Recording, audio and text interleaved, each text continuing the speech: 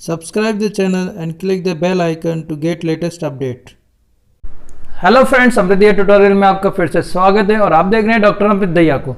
तो आज जो हम टॉपिक डिस्कस करने वाले हैं वो टॉपिक है इकोलॉजी। तो इकोलॉजी एक सीरीज लेके आऊँगा मैं, कुछ टॉपिक्स होंगे जिसमें इकोलॉजी के टॉपिक्स हम डिस्कस करेंगे अकॉर्डिंग टू और सिलेबस।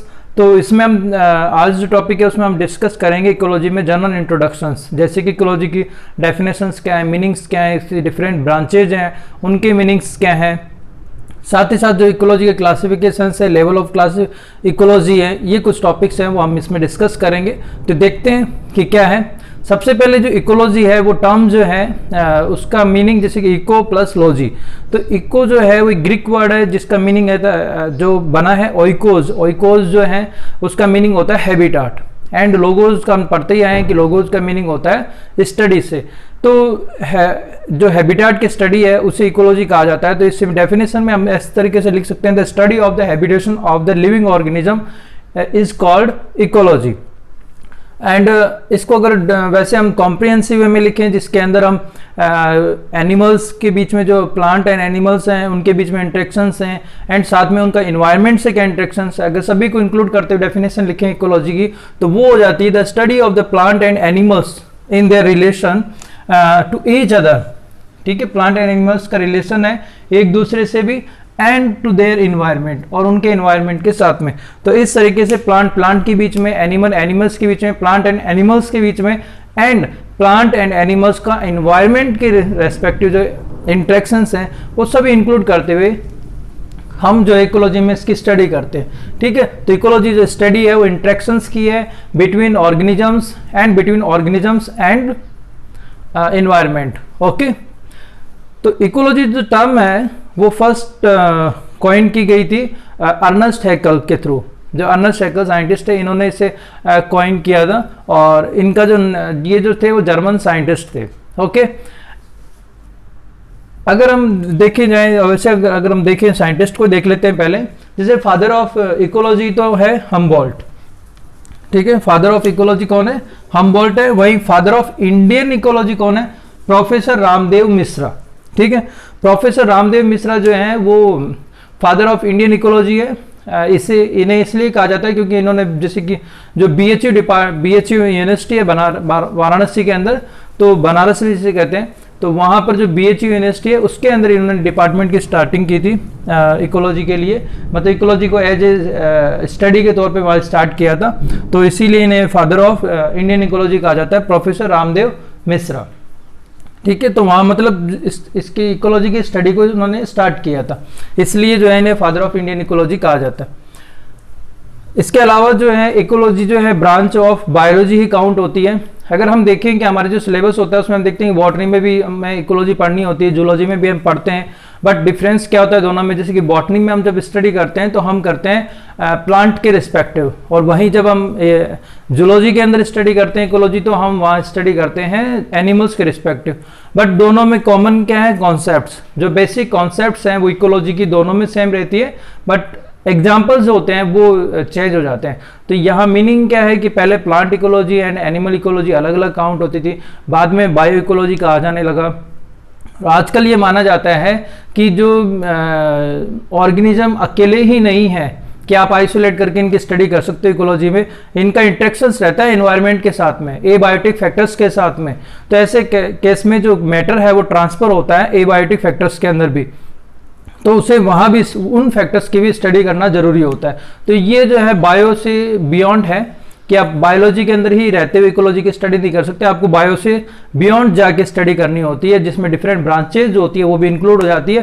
तो इस तरीके से इकोलॉजी आज के टाइम में एक इंटरेक्टिव जो साइंस हो चुका है, जिसमें आप डिफरेंट फील्ड को लेते हुए, डिफरेंट ब्रांचेज को लेते हुए जो इकोलॉजी की स्टडी करनी होती है हमें। तो यही है। एंड लास्ट पॉइंट है इसमें, जैसे कि relation between living organisms and environment, इस जो रिलेशनशिप था वो फर्स्ट टाइम बुफोन नाम के साइंटिस्ट थे जिन्होंने एस्टेब्लिश किया था। तो इसी के साथ में ये था बेसिक इंट्रोडक्शन इकोलॉजी का। इसके बाद में जो हम स्टडी करेंगे वो करेंगे इसके क्लासिफिकेशन की, भाई इकोलॉजी का क्लासिफिकेशन किस बेसिस पे किया जा सकता है। तो हम जो नेक्स्ट पढ़ेंगे वो करेंगे कि on the basis of study के बेसिस पे इकोलॉजी को 2 पार्ट्स में डिवाइड किया जा सकता है, auto ecology and syn ecology. तो अब हम डिस्कस करते हैं क्लासिफिकेशन ऑफ इकोलॉजी। इकोलॉजी का क्लासिफिकेशन आप देखें तो नेचर ऑफ स्टडी के बेसिस पे क्या जा सकता है, auto ecology and syn ecology. इसी तरीके से जो हैबिटाट होता है उसके बेसिस पे भी हम देखेंगे कि हम एक्वेटिक एंड टेरेस्ट्रियल इकोलॉजी के बेसिस पे हम स्टडी करते हैं। एंड कुछ एडवांस ट्रेंड है, जैसे उसमें रेडिएशन इकोलॉजी है, साथ ही साथ प्रोडक्शन इकोलॉजी है, इसी तरीके से स्पेस इकोलॉजी। कुछ जो प्रेजेंट ट्रेंड्स हैं उसके बेसिस पे भी हम जो क्लासीफाई करते हैं इकोलॉजी को। तो फर्स्ट जो क्लासिफिकेशन है वो देखते हैं नेचर ऑफ स्टडी। तो इसे हम 2 पार्ट्स में डिवाइड करके स्टडी कर सकते हैं, auto ecology and syn ecology. Auto ecology देखिए आप क्या है, जैसे कि ऑटो के अंदर हम इंडिविजुअल ऑर्गेनिज्म सेलेक्ट करके उसका एनवायरनमेंट के साथ में इंटरेक्शंस स्टडी करते हैं। इसमें जो है इंडिविजुअल ऑर्गेनिज्म भी हो सकता है, इंडिविजुअल स्पीसीज भी हम कह सकते हैं, या इंडिविजुअल पॉपुलेशन भी कहा जा सकता है, क्योंकि सिंगल स्पीसीज का जो ग्रुप होता है, group of a species, group of a species is called population. तो एक स्पीसीज आप लेते हैं और उसका इंटरेक्शन देखते हैं तो वो जो है ऑटो इकोलॉजी के अंदर काउंट होता है। एग्जाम्पल के तौर पे हम देखते हैं कि जैसे कि एक फॉरेस्ट है, फॉरेस्ट के अंदर आप सिर्फ और सिर्फ किसे स्टडी करते हैं, जैसे कि प्लांट लिया आपने, एक ट्री लिया, जैसे कि नीम का पेड़ है, ठीक है, नीम का पेड़ है, और ऐसे ही जो भी नीम के पेड़, जितने भी जंगल में नीम के पेड़ हैं उनका आप इन्वायरमेंट के साथ में इंटरेक्शंस देखते हैं, ठीक है। तो वो क्या है, अपने आप में ऑटो इकोलॉजी है, क्योंकि आपने इंडिविजुअल ऑर्गेनिज्म या इंडिविजुअल स्पीसीज का सिलेक्शन किया है, तो वो ऑटो इकोलॉजी काउंट होता है।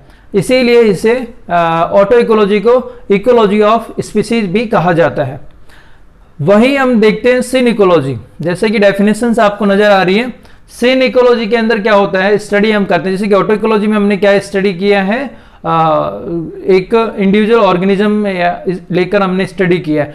वहीं सीन इकोलॉजी के अंदर हम स्टडी करते हैं ग्रुप ऑफ स्पीसीज या ग्रुप ऑफ ऑर्गेनिजम्स, ये कह सकते हैं। ग्रुप ऑफ डिफरेंट ऑर्गेनिजम्स कहा जा सकता है या ग्रुप ऑफ डिफरेंट स्पीसीज कहा जा सकता है। तो सीन इकोलॉजी में हम ग्रुप ऑफ स्पीसीज जो होती हैं उनको स्टडी करते हैं, जैसे कि एक फॉरेस्ट है, फॉरेस्ट में जैसे कि अभी आपने ट्री सेलेक्ट किया था, इसी तरीके आप ट्री के अलावा भी अदर प्लांट्स हैं उन्हें भी आप इंक्लूड करते हैं स्टडी में, और उनका इंटरेक्शंस आप देखते हैं, उनके आपस में इंटरेक्शन देखें, उनका इन्वायरमेंट के साथ इंटरेक्शन देखें, तो वो सीन इकोलॉजी में काउंट होता है। साथ ही साथ प्लांट भी आप सेलेक्ट कर रहे हैं, एनिमल्स भी आप सेलेक्ट कर लेते हैं, बर्ड्स सेलेक्ट कर लेते हैं कि कौन से प्लांट पे कौन सा बर्ड जो है वो डिपेंडेंट है, इसी तरीके से उनके बीच में क्या इंटरेक्शंस हैं, इन्वायरमेंट के साथ में क्या इंटरेक्शंस हैं, तो उस तरह की स्टडी को हम सीन इकोलॉजी के अंदर काउंट करते हैं। फर्दर सीन इकोलॉजी को हम क्लासिफाई करते हैं इसके अंदर, जो कि हम नेक्स्ट स्लाइड में देखेंगे। फिर भी मैं आपको बताते हैं, जैसे सीन इकोलॉजी जो है उसे आप पॉपुलेशन इकोलॉजी के अंदर, कम्युनिटी इकोलॉजी के अंदर एंड इकोसिस्टम इकोलॉजी के अंदर क्लासिफाई करके हम स्टडी करते हैं। तो देखते हैं उसमें, तो जैसा कि हम ब्रांच से स्टडी कर रहे हैं, तो क्लासिफिकेशन देखा था हमने। क्लासिफिकेशन में जैसे कि मैंने आपको auto ecology and syn ecology बता ही दिया। सीन इकोलॉजी जो होता है फर्दर क्लासिफाइड किया जाता है 3 पार्ट्स में, population ecology, community ecology and ecosystem ecology, ठीक है। ये जो टर्म्स हैं हम आगे भी स्टडी करेंगे, बट मैं यहाँ पर थोड़ा सा ब्रीफ आइडिया दे देता हूँ पॉपुलेशन, कम्युनिटी और इकोसिस्टम इकोलॉजी के बारे में। देखिए जो पॉपुलेशन इकोलॉजी है, जैसे कि टर्म पॉपुलेशन का मीनिंग जो होता है वो मीनिंग होता है कि जब हम एक ही स्पीसीज के ऑर्गेनिजम्स काउंट करते हैं, जैसे कि हमारे आसपास देख लेते हैं, जैसे काऊ होती है, तो काऊ जो होती है, गाय जो है, गाय की ही पॉपुलेशन को, गाय का ही जो नंबर है उसे ही हम इन्वायरमेंट के साथ में उसका रिलेशन देखें, तो वो जो काऊ की जो नंबर है वो क्या होता है, पॉपुलेशन। क्योंकि एक ही स्पीसीज की जो गैदरिंग है, एक स्पीसीज का जो ग्रुप है, उससे पॉपुलेशन कहा जाता है, और डिफरेंट स्पीसीज जो है, डिफरेंट ऑर्गेनिजम्स हैं, उनके ग्रुप को कम्युनिटी कहा जाता है। तो यहाँ पॉपुलेशन इकोलॉजी में हम क्या करेंगे, इसे हमने एक्चुअली सीन इकोलॉजी में क्यों रखा है, इसकी वजह यह है कि सीन इकोलॉजी में ग्रुप ऑफ ऑर्गेनिजम्स काउंट करते हैं हम, ओके। सीन इकोलॉजी में क्या काउंट करते हैं, ग्रुप ऑफ ऑर्गेनिजम्स, ठीक है। तो आपके माइंड में पहले तो ये आ जाता है कि ग्रुप ऑफ ऑर्गेनिज्म जो है वो सीन इकोलॉजी है। अब उसके बाद में पॉपुलेशन इकोलॉजी क्या है, पॉपुलेशन इकोलॉजी को अगर समझना है तो आप समझ सकते हैं, जैसे कि हम जो प्रीडेटर एंड प्रे रिलेशनशिप देखते हैं, पैरासाइट एंड होस्ट रिलेशनशिप देखते हैं। तो ये जो रिलेशनशिप है उनमें हम क्या कहते हैं, जैसे कि प्रीडेटर एंड प्रे है, जैसे कि एक टाइगर है, टाइगर जो है वो डियर जो है उस पे हिरन पे डिपेंडेंट है ये, ठीक है। तो दो ऑर्गेनिज्म यहाँ काउंट होगी, यहाँ पर सिंगल स्पीसीज नहीं है, दो अलग अलग स्पीसीज है, अलग अलग ऑर्गेनिजम्स हैं।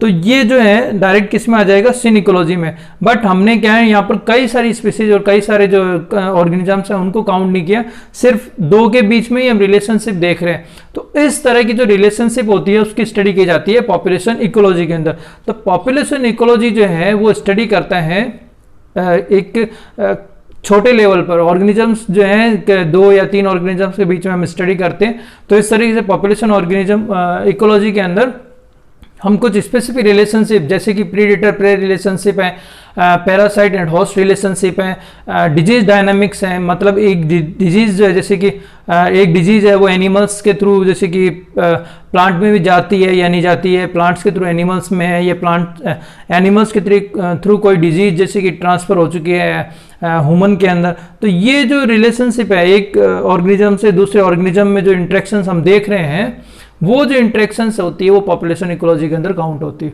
कम्युनिटी इकोलॉजी टर्म आते ही हम जो है group of organism, different group of organisms पे चले जाते हैं, जिसमें हम ब्रॉड लेवल पे स्टडी करते हैं। जैसे कि हम फूड चेन देखते हैं, फूड वेव देखते हैं, तो उसमें क्या होता है, कई सारे ऑर्गेनिजम्स जो होते हैं वो इंटरकनेक्टेड होते हैं।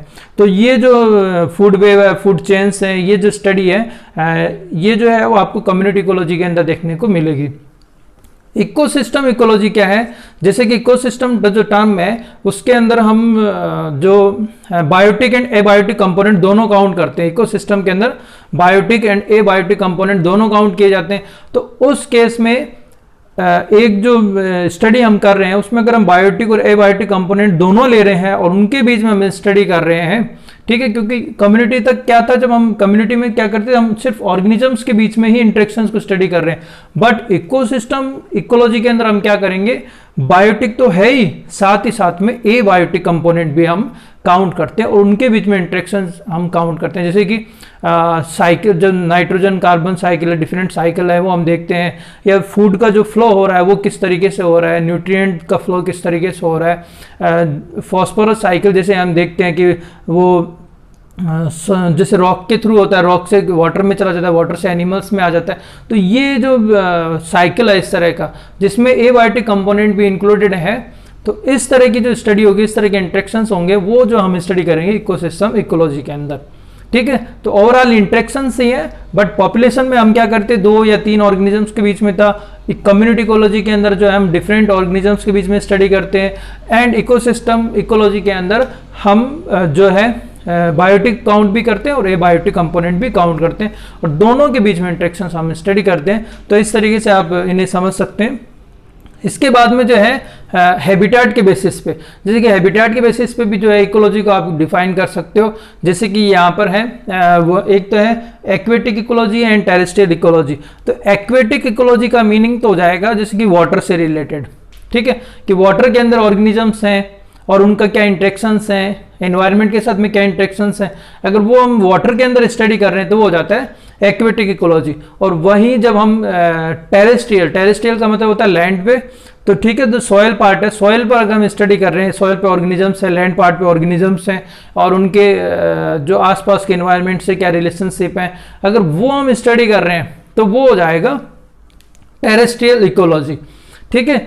तो दोनों में डिफरेंस क्या है, इसमें वाटर के अंदर जो ऑर्गेनिजम्स हैं उनकी स्टडी की जाती है, और इसमें टेरेस्ट्रियल मतलब लैंड टेरेस्ट्रियल पार्ट पे जो ऑर्गेनिजम्स हैं उनकी इंटरेक्शंस की स्टडी की जाती है।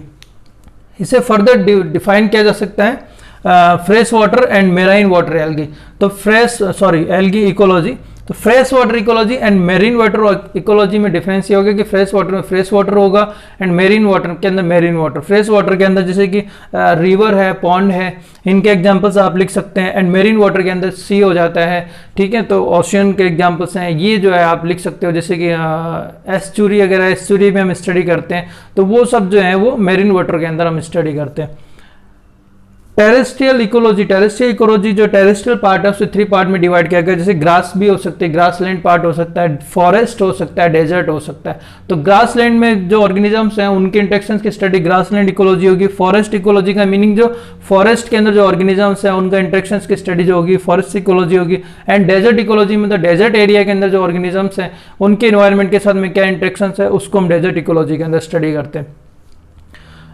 ये इजी है, इनके अंदर आपको इतना नहीं रहता, बट हाँ एडवांस्ड जो है ट्रेंड्स के बेसिस पे भी जो है इकोलॉजी को डिफाइन मतलब क्लासिफाई किया जा सकता है, वो हम देख लेते हैं। जैसे रेडिएशन इकोलॉजी है, तो नेम सजेस्ट करता है रेडिएशन इकोलॉजी का मतलब कि डिफरेंट जो रेडिएशंस हैं उनका ऑर्गेनिजम्स पे क्या इफेक्ट होता है। ठीक है, ये जो स्टडी है और कि रेडिएशंस का ऑर्गेनिजम्स पे क्या इफेक्ट हो रहा है ये हमें बताता है कि रेडिएशन इकोलॉजी बताएगी हमें कि क्या इफेक्ट होता है, क्या स्टडी, ये उसके बेसिस पे ये स्टडी करते हैं। ठीक है, तो रेडिएशन इकोलॉजी में रेडिएशंस का इफेक्ट जो ऑर्गेनिजम्स पे क्या इफेक्ट हो रहा है उसको स्टडी किया जाता है। स्पेस इकोलॉजी जो है वो बताती है लाइफ एंड स्पेस रिसोर्सेज, कि जो स्पेस में रिसोर्सेज हैं वो किस तरीके से ऑर्गेनिजम्स को इफेक्ट कर सकते हैं, किस तरीके से उनके बीच में रिलेशनशिप हो सकती है। तो ये जो स्टडी है, ठीक है, कि स्पेस में कोई रिसोर्सेज मिला उसका लिविंग बींग्स पे क्या इफेक्ट हो सकता है, लिविंग बींग्स के लिए किस तरीके से बेनिफिशियल हो सकती है, ये जो इंटरेक्शंस है, ये जो स्टडी है उसे कहा जाता है स्पेस इकोलॉजी। तो ये जो स्पेस रिसोर्सेज का जो लाइफ पे क्या इफेक्ट होगा उसको स्टडी करता है। माइक्रोबियल इकोलॉजी का मीनिंग है कि जो माइक्रोब्स हैं, माइक्रोब्स जो हैं उनके बीच में क्या इंटरेक्शंस है, ठीक है, और वो एनवायरनमेंट के साथ में उनका क्या इंटरेक्शंस है, माइक्रो ऑर्गेनिजम्स के बीच में और उनका एनवायरनमेंट के साथ में क्या इंटरेक्शंस है, ये जो इंटरेक्शंस की स्टडी की जाती है माइक्रोबियल इकोलॉजी के अंदर। एंड लास्ट है इसमें प्रोडक्शन इकोलॉजी। तो जो प्रोडक्शन इकोलॉजी है उससे हम स्टडी करते हैं इसके अंदर कि जैसे कि अभी मैंने आपको बताया कि जो एनर्जी फ्लो होता है एंड न्यूट्रिएंट साइक्लिंग जो है विद इन इकोसिस्टम वो किस तरीके से हो रही है उसको स्टडी किया जाता है प्रोडक्शन इकोलॉजी। जैसे कि प्रोडक्शन है, प्रोडक्शन का मीनिंग जो है कि जो प्रोडक्शन हो रहा है उसका सर्कुलेशन किस तरीके से है एक इकोसिस्टम के अंदर, जैसे कि एनर्जी का फ्लो किन किन ऑर्गेनिजम्स के बीच में हो रहा है, न्यूट्रिएंट्स जो साइकिल है वो किस तरीके से बन रहा है। तो ये जो सब स्टडी होती है वो स्टडी होती है प्रोडक्शन इकोलॉजी के अंदर। तो ये जो पॉइंट्स हैं, कीवर्ड्स आपको ध्यान रखने हैं। प्रोडक्शन इकोलॉजी में food, energy and nutrient cycle जो होता है उसको देखा जाता है। माइक्रोबियल, माइक्रोब्स के बीच में। स्पेस इकोलॉजी, स्पेस रिसोर्सेज का लाइफ है क्या इफेक्ट है इसका स्टडी किया जाता है। रेडिएशन इकोलॉजी के अंदर रेडिएशंस का क्या इफेक्ट है ये स्टडी किया जाता है। तो ये है कुछ एक टर्म्स, इसके बाद में भी कुछ टर्म्स होगी जो हम स्टडी करेंगे। इसके बाद में हम देखते हैं कि जो इकोलॉजी है उसके अंदर जैसे कि और जो डिफरेंट लेवल है, ठीक है, उसके बारे में आपको। अब है level of ecology. Level of ecology जब हम स्टडी करते हैं तो हम ये देखते हैं कि इकोलॉजी जो होती है उसे डिफरेंट लेवल पर स्टडी किया जाता है। तो उसके अपने जो स्टडी के अलग अलग लेवल हैं उस लेवल पे इकोलॉजी को स्टडी किया जाता है, उन्हें ही हम कहते हैं लेवल ऑफ इकोलॉजी। तो एक जो है इसका फोटोग्राफ ले लीजिए ताकि आपके ध्यान में रहे। इसके बाद में जो हम जो है इसमें स्टडी करते हैं अलग अलग। तो लेवल ऑफ इकोलॉजी जो है उसके अंदर आप देखेंगे कि सबसे पहले क्या होता है, जैसे कि हम देखें मॉलिक्यूल। मॉलिक्यूल में हम देखेंगे वैसे डीएनए, आरएनए, प्रोटीन है। वैसे डीएनए, आरएनए, प्रोटीन भी अलग अलग जो इनऑर्गेनिक कंपाउंड से मिलकर बनते हैं, उन्हें भी हम काउंट कर सकते हैं, बट जो है स्टडी के तौर पे हम जो देख लेते हैं, क्योंकि हम ये इकोलॉजी के अंदर हम स्टडी नहीं करेंगे कि डीएनए, आरएनए, प्रोटीन है, बट मॉलिक्यूल्स हैं। और मॉलिक्यूल्स जो होते हैं वो मिलकर क्या बनाते हैं, एक लिविंग सेल। ठीक है, तो जो मॉलिक्यूल है सबसे बेसिक लेवल मॉलिक्यूल है। मॉलिक्यूल क्या बनाएंगे, लिविंग सेल। ठीक है, लिविंग सेल जो होती है वो ग्रुपिंग होकर क्या बना लेती है, टिश्यू। क्योंकि टिश्यू क्या होता है, group of cells of same, जो सेम सेल्स होती है कि जैसी सेल्स होती है उनसे मिलकर जो ग्रुप बनता है उसे कहा जाता है टिश्यू। तो टिश्यू जो होता है ग्रुप ऑफ सेल्स होता है। टिश्यू जो होता है वो मिलकर क्या बनाएगा, ऑर्गन। टिश्यू जो होता है फर्दर क्या बनाता है, ऑर्गन्स। और ऑर्गन जो होते हैं डिफरेंट ऑर्गन्स मिलकर क्या बनाएंगे, ऑर्गन सिस्टम। जैसे कि हमारी बॉडी के अंदर होते हैं, जैसे हार्ट है, किडनी है, लीवर है, अलग अलग ऑर्गन्स हैं और ये सब मिलकर क्या बनाते थे, एक ऑर्गन सिस्टम। ठीक है, यही ऑर्गन सिस्टम कंपोज फॉर्म में क्या बनाएगा, ऑर्गेनिज्म। जैसे कि हमें क्या किया, हम जैसे कि हमारी सेल्स, सबसे पहले जैसे कि हमारे देखा जाए तो मॉलिक्यूल्स थे, मॉलिक्यूल्स ने सेल्स बनाई, सेल्स ने मिलकर क्या बनाया, टिश्यू। जैसे स्किन सेल है और यही मिलकर क्या बना लेती है, स्किन टिश्यू। यही आगे जाके क्या बनाती है, ऑर्गन। ठीक है, ऑर्गन जो है, डिफरेंट ऑर्गन्स मिलकर क्या बना लेते हैं, ऑर्गन सिस्टम। ठीक है, जैसे कि हमारी बॉडी के अंदर है, और डिफरेंट ऑर्गन सिस्टम जो है वो मिलकर क्या बना लेंगे, ऑर्गेनिज्म। ठीक है, ऑर्गेनिज्म जो है देखा जाए, ये इसलिए रेड मार्क किया है क्योंकि अगर एग्जाम में आपसे पूछा जाता है कि basic unit of ecology, basic unit of ecology क्या है, ऑर्गेनिज्म। ऑर्गेनिज्म क्या है, बेसिक यूनिट ऑफ इकोलॉजी है। तो ये डायरेक्ट क्वेश्चन पूछा जाता है कि बेसिक यूनिट ऑफ इकोलॉजी, तो उसका आंसर हो जाता है ऑर्गेनिज्म, क्योंकि इसके लेवल पर ही हम स्टडी करते हैं। हम कभी ऑर्गन सिस्टम के लेवल पर आके स्टडी नहीं करते। हमारी जो इकोलॉजी में स्टडी स्टार्ट होती है वो ऑर्गेनिज्म से स्टार्ट होती है। ऑर्गेनिज्म पे हम फोकस करते हैं और उसके साथ में हम स्टडी करते हैं। तो ऑर्गेनिज्म जो है वो बेसिक यूनिट ऑफ इकोलॉजी है। इसके बाद में जो है, जैसे कि मैंने बताया कि ऑर्गेनिज्म जो है, अब एक ही जैसे ऑर्गेनिज्म का ग्रुपिंग होता है, एक जैसे ऑर्गेनिज्म का जो समूह है उससे क्या कहा जाएगा, पॉपुलेशन। जैसे कि ह्यूमन की पॉपुलेशन, तो ह्यूमन की पॉपुलेशन में हम सिर्फ और सिर्फ इंसानों को ही काउंट करते हैं। ऐसा नहीं है कि हमारे आसपास के जानवर जो है उन्हें भी ह्यूमन पॉपुलेशन में काउंट कर लेते हैं। जैसे कि हमारी सेंसस होती है, तो सेंसस में सिर्फ और सिर्फ ह्यूमन को ही तो काउंट किया जाता है, ह्यूमन सेंसस होगी तो पॉपुलेशन जो वर्ड होता है वो काउंट होता है एक ही स्पीसीज के डिफरेंट जो नंबर है।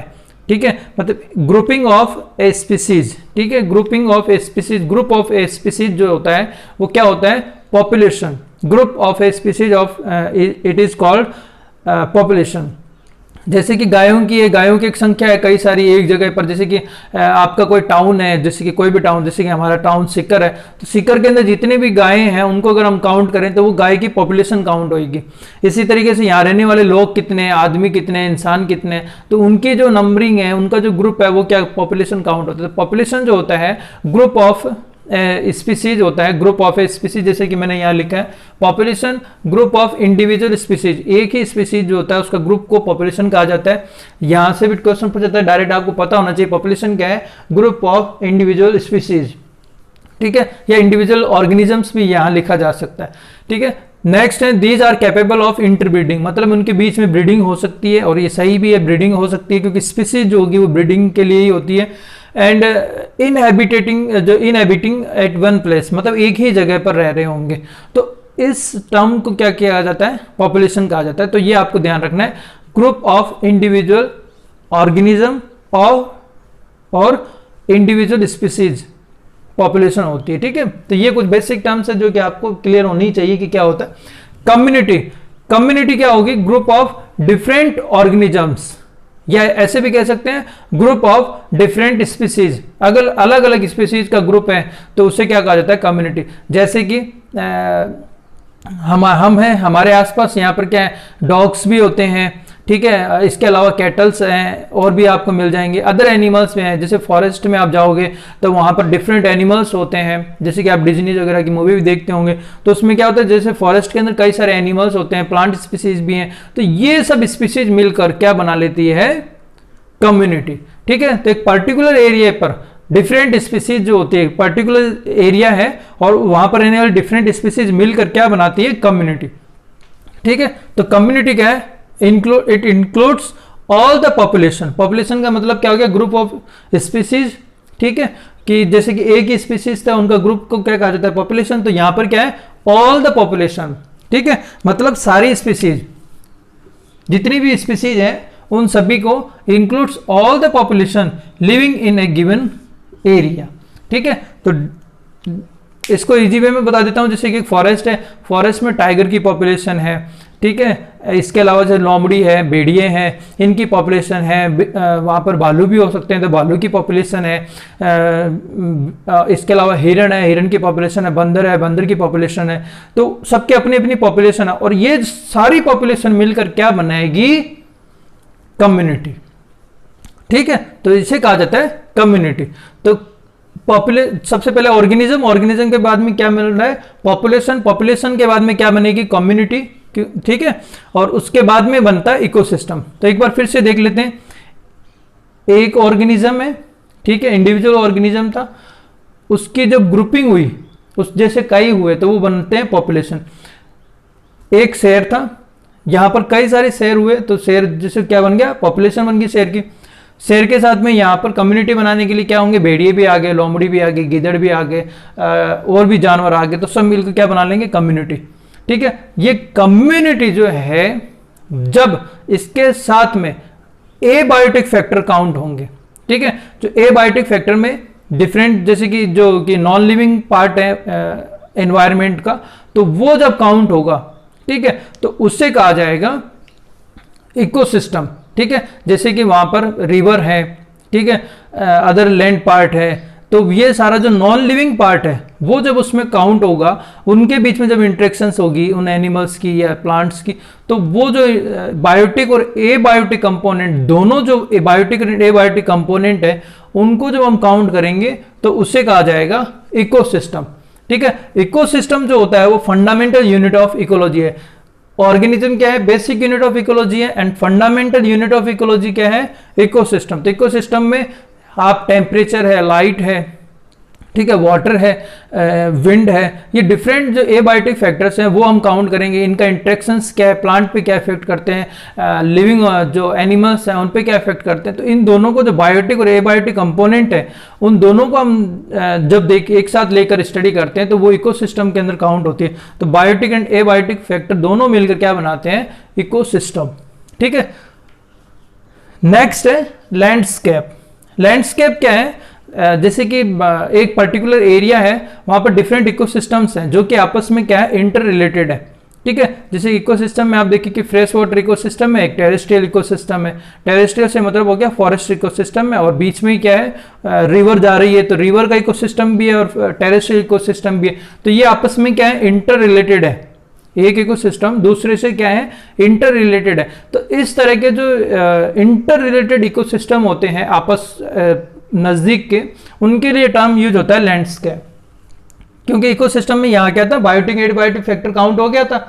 जैसे कि रिवर है, रिवर के अंदर लिविंग ऑर्गेनिजम्स में जैसे मछली वगैरह रह रही हैं कई सारी, और उनके साथ में हम जब एबायोटिक फैक्टर जैसे रिवर भी काउंट कर लिया तो वो बन गया इकोसिस्टम।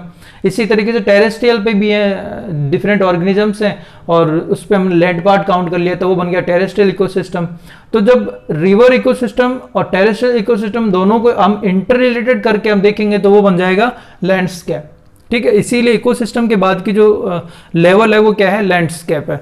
तो लैंडस्केप क्या है, हेटेरोजेनस एरिया, क्योंकि वहां पर क्या है, लैंड पार्ट भी है, रिवर भी है, और पॉन्ड भी मिल जाएगा, कुछ जगह आप जाओगे तो पॉन्ड भी मिल जाएगा, या अदर आपको मेरीन इकोसिस्टम भी देखने को तो डिफरेंट इकोसिस्टम हो सकते हैं एक ही एरिया में।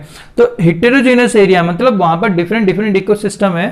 तो heterogeneous area composed of A cluster of interacting ecosystem, मतलब ये इकोसिस्टम आपस में इंटरैक्टिंग है। ठीक है, तो इस तरह के हेटेरोजेनस एरिया को क्या कहा जाता है, लैंडस्केप। ठीक है, लैंडस्केप क्या है, heterogeneous area composed of A cluster of interacting ecosystem, it is called landscape. ठीक है, नेक्स्ट है बायोम। ठीक है, तो लैंडस्केप के बाद में हम देखते हैं बायोम। बायोम टर्म सुनते ही आपके दिमाग में भी आ जाता है कि डिफरेंट बायोम्स हैं, जैसे डेजर्ट बायोम भी होता है, टुंड्रा बायोम भी है, तो ये सब क्या है, बायोम है। तो बायोम जो होता है एक पर्टिकुलर एरिया है, ठीक है, जिसका लाक्षणिक लक्षण होता है वनस्पति। ठीक है, मतलब कहने का मतलब क्या है कि बायोम जो है it is a large regional system, ठीक है, विद कैरेक्टरिस्टिक्स वेजिटेशंस, मतलब एक पर्टिकुलर एरिया है, ठीक है, जहां पर डिफरेंट इकोसिस्टम्स भी होंगे, ये तो ऑब्वियसली होना ही है, और वहां साथ ही साथ वेजिटेशन जो है, स्पेसिफिक वेजिटेशन है, स्पेसिफिक एनिमल्स होंगे जो कि आपको वहीं देखने को मिलेंगे। जैसे कि आपके एग्जांपल्स के तौर पे हम देखते हैं कि डेजर्ट बायोम है। जब भी हम डेजर्ट बायोम टर्म कंसीडर करेंगे तो हमारे दिमाग में क्या आएगा कि वो सूखा एरिया होगा, वहाँ डेजर्ट होगा, डेजर्ट वेजिटेशंस होगी, जीरोफाइट्स होंगे, उसी तरह के एनिमल्स होंगे। तो आप डेजर्ट वेजिटेशंस आप देखोगे तो आपको डिफरेंट पार्ट्स में, वर्ल्ड के अंदर डिफरेंट पार्ट्स में जो डेजर्ट बायोम्स हैं उनमें वेजिटेशंस लगभग आपको सेम ही देखने को मिलेगी। तो इसलिए जो बायोम टर्म है, बायोम बताते हैं हमें a large regional system of characteristics vegetation type, मतलब एक रीजनल बड़ा एक एरिया है जिसकी अपनी एक स्पेसिफिक कैरेक्टरिस्टिक वेजिटेशंस है। ये जो करेक्टर है, ये जो डेफिनेशन है वो बताती है बायोम को। ठीक है, तो लैंडस्केप बना, लैंडस्केप के बाद में क्या बनेगा, बायोम। ठीक है, बायोम के बाद में हम स्टडी करते हैं जो लेवल है वो है बायोस्फीयर। ठीक है, तो बायोस्फीयर जो है वो सबसे बड़ी यूनिट है, लार्जेस्ट यूनिट ऑफ इकोलॉजी है। एंड इसे जो है जैसे कि बायोस्फीयर के अंदर हम लिथोस्फीयर जैसे कि टेरेस्ट्रियल पार्ट है, एंड एटमॉस्फेयर है एयर वाला पार्ट है, एंड हाइड्रोस्फीयर है वाटर वाला पार्ट। तो लिथोस्फीयर, हाइड्रोस्फीयर एंड एटमॉस्फेयर, इन तीनों को कंबाइंडली क्या कहा जा सकता है, कहा ही जाता है बायोस्फीयर। तो बायोस्फीयर जो होती है लार्जेस्ट, ठीक है, यूनिट है इकोलॉजी की, and it includes all living organism on the earth interacting with the environment. तो बायोस्फीयर क्या है, ये जो है includes, biosphere includes all living organism of the earth interacting with environment. ठीक है, तो इसमें सारे लिविंग ऑर्गेनिज्म जो अर्थ के हैं वो काउंट किए जाते हैं, और इंटरेक्शन जो है वो भी काउंट किया जाता है। तो ये थे लेवल्स। ठीक है, तो इसी के साथ में जो इकोलॉजी का जो बेसिक कॉन्सेप्ट है वो कंप्लीट होता है। इसके बाद में हम स्टडी करेंगे डिफरेंट जो पैटर्न्स है सिलेबस के अकॉर्डिंग। Okay, thank you. तो वीडियो कैसा लगा आपको बताना ना भूले, कमेंट बॉक्स में कमेंट कर